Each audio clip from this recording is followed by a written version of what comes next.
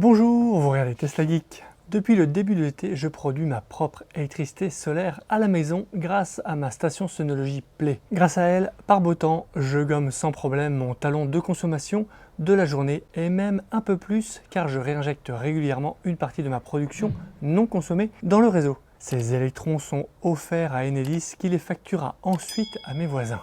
Forcément, ça donne envie d'optimiser son autoconsommation afin de profiter pleinement de toute sa production solaire, même quand il n'y a plus de soleil, de la manière la plus facile et la plus transparente possible. Et c'est justement la promesse du Zendur SolarFlow que j'ai reçu il y a quelques jours, compatible avec toutes les installations solaires et principalement les stations Plug and Play, qu'elles soient pour maison, appartement ou balcon. Qu'est-ce que le SolarFlow ? Qu'est-ce qui le compose? Comment il s'installe? Comment il fonctionne? Est-il simple et transparent d'utilisation? Voici les questions auxquelles je vous propose de répondre dans cette vidéo.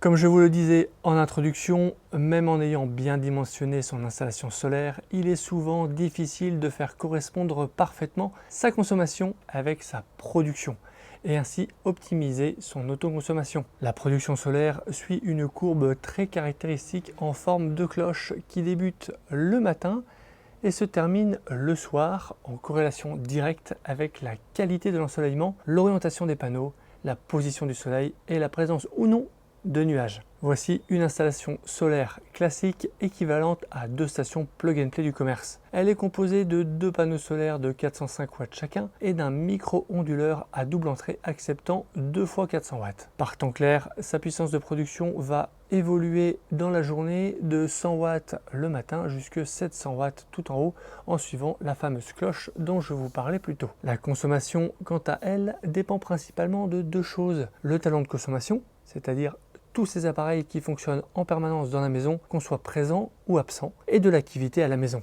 Mon talent de consommation est d'environ 200 watts. Quand on superpose ces 2 courbes de production et de consommation, on se rend vite compte qu'une partie de la production est perdue, non consommée. Alors on peut s'organiser pour lancer des appareils en journée, mais une fois le lave-vaisselle terminé et toutes les lessives faites, comment fait-on? C'est là qu'intervient le SolarFlow de Zendur. Zendur est une entreprise américaine basée à Palo Alto et leur SolarFlow se compose d'une batterie LFP modulaire de 960 Wh extensible jusqu'à 4, soit un total de 3840 Wh, d'un hub solaire intelligent de 800 watts et d'une application mobile. Le tout est certifié IP65 résistant aux intempéries, parfaitement silencieux et garanti 10 ans. Le principe est simple, le hub solaire s'installe entre les panneaux et le micro-onduleur. C'est compatible avec 99% des micro-onduleurs du marché. Ensuite, quand la production solaire dépasse la consommation de la maison, le hub solaire redirige le flux dans les batteries. A l'inverse, quand la production solaire est insuffisante, le hub solaire puise le complément dans la batterie. Allons tout de suite déballer le SolarFlow pour voir ça de plus près. Dans le premier ici, comme on peut le remarquer, on va avoir la batterie et elle fait un peu moins d'1 kWh. Et dans l'autre ici, eh bien, on a le Smart PV Hub 1200. C'est le fameux hub solaire intelligent dont je vous parlais. On a 2 entrées pour des panneaux solaires, une entrée 1, une entrée 2, et que de l'autre côté ici, on a une sortie qui va aller vers le micro-onduleur. Regardez-moi, on a d'abord cette batterie, elle est toute mignonne, toute petite, et pourtant elle contient 1 kWh. On a une poignée de chaque côté pour bien la porter, elles sont rabattables, c'est costaud en métal, c'est vraiment bien solide. Regardez plutôt, on a finalement pas grand chose à dire dessus, si ce n'est que on a ici une prise qui va permettre d'être reliée jusqu'au PV. Et je vous disais qu'on peut en mettre 4, et bien comment ça marche? Et bien tout simplement, elles s'empilent. Donc ici, on va avoir une petite protection et on va pouvoir les empiler les unes sur les autres. Je trouve que c'est plutôt pas mal, bien pensé. On a des antidérapants à chaque fois. C'est un petit peu lourd, ça doit faire, je sais pas, 10, 11 kg. Mais c'est très bien fini. Et ici, je vous le disais, on a le PV Hub. Donc sur la face avant, on a les rappels des entrées solaires 1, entrée solaire 2. On a un bouton ici qui va certainement servir pendant la mise en fonctionnement, peut-être aussi pour l'allumer et l'éteindre. On a ici la liaison vers le micro-onduleur. Sur le dessous, comme vous pouvez le voir, on a le lien pour la batterie, elle va venir se brancher juste là. Et ici, on a une petite prise pour l'antenne Wi-Fi. Et sur l'arrière, on a un gros radiateur. Tout ça, c'est très bien fini. C'est un petit peu lourd, c'est assez costaud, hyper robuste. C'est du métal, c'est, je vous le disais, IP65, donc ça résiste à toutes les intempéries. C'est vraiment très bien. Et dans le carton, on avait aussi cette boîte. On a du MC4 court, du MC4 beaucoup plus long. Il y en a 4. On a aussi ici des adaptateurs pour pouvoir mettre en parallèle des panneaux par exemple avec un câble un peu plus long et la fixation ainsi que l'antenne Wi-Fi. Et un guide d'utilisation qui est en allemand et en anglais avec un schéma très clair sur comment on va le brancher. Passons maintenant à l'installation. Voilà ce que ça donne. Alors il y a des câbles un peu partout, c'est pas encore très bien rangé, il va falloir que je m'y penche. Mais en tout cas, on a ici l'arrivée du premier panneau avec les deux MC4. On a juste ici l'arrivée du deuxième panneau avec les deux MC4. De l'autre côté, on a ici la sortie pour la batterie. C'est très facile, on a juste à pousser, ça se clipse. Ça vient se mettre juste là. Là, on a mis l'antenne Wi-Fi. Et enfin, en sortie vers le micro-onduleur, on a les câbles MC4 avec un câble en Y pour pouvoir répartir la puissance de sortie du PV Hub vers les deux entrées du micro-onduleur, puisqu'on a une entrée panneau 1, une entrée panneau 2, et donc ces Y permettent de splitter vers les deux entrées. Et ensuite, comme tout à l'heure, on a la sortie courant alternatif qui est là et qui est branchée dans la prise juste derrière. Voilà ce que ça donne quand on prend un peu de recul. Je vais certainement mettre ça dans une petite armoire aérée, mais qui permettra d'être à l'abri du soleil et un petit peu à l'abri des intempéries aussi, même si ces produits sont IP65, donc résistants aux intempéries. Au niveau indication, on a juste ici 3 diodes, une pour dire l'état du Solar Hub, un pour l'état de la connexion Wi-Fi, donc je l'ai relié au Wi-Fi de ma maison, et ici pour l'état de la batterie. Là, c'est en train de clignoter, donc je pense que ça signifie que la batterie est en train de charger. Et on a juste un bouton que j'ai utilisé pour l'appairage. Je suis super content et super excité de tester ce matériel. Depuis que j'ai découvert tout ce qui est batterie et solaire, je recherchais un produit qui soit simple d'utilisation, surtout transparent d'utilisation, qu'on n'ait pas à se préoccuper de brancher la batterie pour la charger au bon moment et ensuite aller la mettre dans la bonne pièce pour brancher les appareils qu'on veut alimenter. Je voulais vraiment une solution qui soit la plus transparente possible. Vous l'avez vu, l'installation est un jeu d'enfant. Tout se branche très facilement, pas trop de questions à se poser.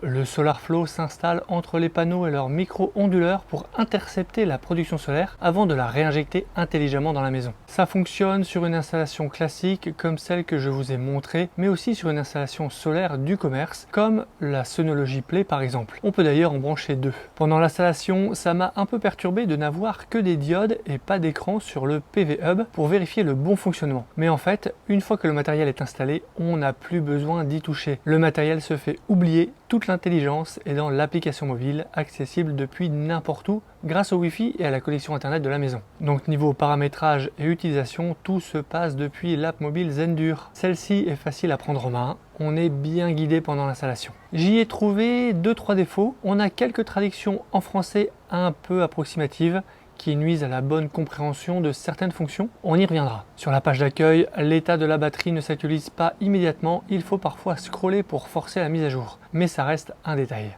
Dans les réglages, on doit sélectionner la marque de l'onduleur, sa puissance max en entrée et remplir une consigne de puissance du courant qu'on souhaite envoyer à la maison. Quand la production solaire est supérieure à cette consigne, le surplus est stocké dans la batterie. Quand la production solaire est inférieure à cette consigne, le complément est pris dans la batterie. Quand la batterie est pleine, toute la production solaire va directement dans la maison et quand la batterie est vide, seule la production solaire va dans la maison. Voilà le fonctionnement de base assez simple qui permet déjà d'avoir de bons résultats. Mais vous verrez qu'on peut aller encore plus loin. Concernant la batterie, on peut fixer une limite max de charge, moi j'ai mis 100%, et une limite basse de décharge, j'ai mis 10%. Mais cet hiver, je remonterai la limite pour la préserver. On a accès à cet écran qui montre en temps réel les flux d'électrons. On voit la production solaire, ce qui est envoyé dans la maison et ce qui entre ou sort de la batterie. En dessous, dans la section énergie, on a un graphique assez intéressant pour suivre le fonctionnement du SolarFlow. En jaune, on a la production solaire en forme de cloche.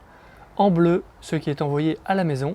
J'ai mis une consigne qui varie dans le temps, 200 watts la journée et 100 watts le soir, raison pour laquelle la courbe fait des plateaux. En vert, on a la batterie vers le bas quand elle recharge et vers le haut quand elle se décharge. On remarque rapidement que la journée, comme elle se charge au surplus solaire, on a une courbe vers le bas en forme de cloche. Et que le soir et la nuit, quand elle se décharge, on a un plateau qui se superpose à la courbe bleue. Dans plan énergétique, on va retrouver 4 modes de fonctionnement intelligent. Avec le premier mode, on donne la priorité à la recharge de la batterie sur une plage donnée, de préférence pendant les heures d'ensoleillement optimales. Durant cette période de recharge, la puissance envoyée à la maison est bridée à 100 watts. Personnellement, je ne vois pas trop l'intérêt de ce mode car il donne pour moi trop d'importance à la recharge de la batterie, alors que pour moi, il faut se concentrer sur les besoins de la maison pour ensuite stocker le surplus dans la batterie. Raison pour laquelle j'ai préféré le deuxième mode, le mode rendez-vous, aussi appelé sur l'écran précédent mode réservation. Personnellement, je l'aurais appelé plutôt le mode planning car il permet de faire varier tout au long de la journée et pour chaque jour de la semaine via un planning justement la consigne de puissance du courant envoyé à la maison pour le faire correspondre à son talon de consommation. De quoi s'adapter à votre mode de vie, votre télétravail, vos absences habituelles. Le troisième mode repose sur l'utilisation des smart plugs. Ce sont des prises connectées à brancher entre la prise électrique murale et les appareils que l'on souhaite connecter au SolarFlow. En rupture de stock, je n'en ai pas reçu donc je n'ai pas pu le tester. Le principe est simple, les prises connectées détectent le courant dont ces appareils ont besoin et demandent en temps réel au SolarFlow d'injecter ce courant dans la maison pour qu'il puisse être consommé par ces mêmes appareils. Ça permet d'être au plus proche des besoins réels de la maison, mais ça va nécessiter de mettre des smart plugs un peu partout. Le quatrième mode me semble très proche du précédent, il utilise les Smart Monitor CT au lieu des smart plugs. Je n'ai pas réussi à avoir plus d'infos sur ce dispositif, j'imagine qu'il doit s'agir d'un appareil qui mesure en temps réel la consommation de la maison pour apporter un fonctionnement similaire au smart plug, mais à l'échelle de la maison justement. Comment j'ai paramétré le produit chez moi pour mon utilisation ? Mon objectif, c'est de gommer mon talon de consommation sans réinjecter inutilement dans le réseau et de stocker l'excédent de production dans la batterie pour utiliser ce courant plus tard. J'ai donc utilisé le mode planning à 9 h du matin quand la production solaire commence. J'ai mis une consigne de 200 watts à envoyer dans la maison. C'est un peu moins que mon talon de consommation, ça permet de ne pas offrir du courant sur le réseau et de recharger la batterie avec le surplus solaire. À 17 h quand la production solaire faiblit, je baisse la consigne à 100 watts. Je sais que je vais commencer à puiser dans la batterie, celle-ci va se vider petit à petit pendant la nuit. Voilà maintenant ce que ça donne avec l'EcoJoco. À la mi-septembre, très ensoleillé, avec mes 2 panneaux bien exposés mais mal orientés, car à plat. On voit bien que grâce au solaire, mon talon est faible, que ça se prolonge dans la nuit grâce à la batterie et que j'en vois presque plus rien dans le réseau. Le SolarFlow m'a permis d'optimiser mon autoconsommation qui est proche des 100%. La promesse est donc tenue. Le secret, c'est de prendre quelques minutes pour analyser sa consommation électrique et ainsi paramétrer le produit en fonction de ses besoins. Je pense que quelqu'un avec le même talon de consommation que moi mais qui habite dans le sud remplira assez vite la batterie de 960 Wh et donc risque en fin de journée de réinjecter sa production dans le réseau. Pour éviter ça, je pense que l'ajout d'une deuxième batterie serait à considérer. Quel est mon avis sur ce produit ? J'y vois beaucoup d'avantages. Il est résistant aux intempéries, silencieux, garantie 10 ans, a une belle finition avec de bons matériaux. Il s'installe et se paramètre facilement. Une fois bien réglé, il se fait complètement oublier et tient sa promesse d'optimisation de l'autoconsommation. Il est compatible avec 99% des onduleurs du marché et grâce à sa conception modulaire, on peut facilement faire évoluer le stockage jusqu'à 3,8 kWh. Il délivre jusqu'à 1200 watts, ce qui est mieux que la concurrence. Clairement, c'est le produit que j'attendais et que je vais utiliser au quotidien pour contribuer à faire encore plus baisser mes factures d'énergie. En revanche, c'est un produit sédentaire, on n'emportera pas la batterie avec soi pour aller camper, on ne peut pas non plus charger sa batterie avec le secteur pour profiter par exemple de ces heures creuses en hiver, quand le soleil vient à manquer. C'est vraiment un produit solaire pour la maison et il fonctionne très bien comme ça. On peut soit utiliser le mode planning, soit piloter le PV Hub avec les smart plugs. J'aimerais pouvoir utiliser les deux en même temps et j'espère qu'une mise à jour logicielle pourra apporter cette fonctionnalité. C'est dommage de devoir choisir l'un ou l'autre. Et puis il y a aussi cette traduction ciel au lieu de jour, lune au lieu de mois, je ne sais pas trop d'où ça vient, ça fait des ordres pour une grande marque. Je l'utilise depuis quelques jours, il faudra voir comment ça évolue dans le temps. J'ai déjà pu faire 2 mises à jour logicielles, preuve que le fabricant est actif pour faire évoluer son produit et son écosystème. Au-delà de l'aspect rentabilité économique, je ressens une réelle satisfaction à alimenter mes appareils toute la journée avec ma production solaire et en particulier la nuit. Si ce produit vous intéresse, il est actuellement en promotion pour son lancement sur le site officiel de Zendure. Vous trouverez le lien en description. Le tarif commence à partir de 999 € au lieu de 1699 € pour le PV Hub et une batterie. Cette promotion en fait un produit très compétitif sur ce marché naissant et dynamique. Si ce sujet vous intéresse, n'hésitez pas à vous abonner. On va reparler très prochainement de ce sujet. Je ne vous en dis pas plus, mais il y a de belles choses qui arrivent sur la chaîne. Retrouvez des liens et des bons plans solaires sur le site teslageek.fr. J'ai d'ailleurs référencé un site qui vous permet d'avoir des devis gratuits sans engagement pour des installations solaires, alors n'hésitez pas à en profiter. Et je vous dis à bientôt pour une prochaine vidéo. Si tu as aimé cette vidéo ou que tu veux soutenir la chaîne, mets un like. Tu peux t'abonner pour recevoir les notifications de mes prochaines vidéos et aider la chaîne à être mieux référencée. N'hésite pas à donner ton avis en commentaire. À bientôt!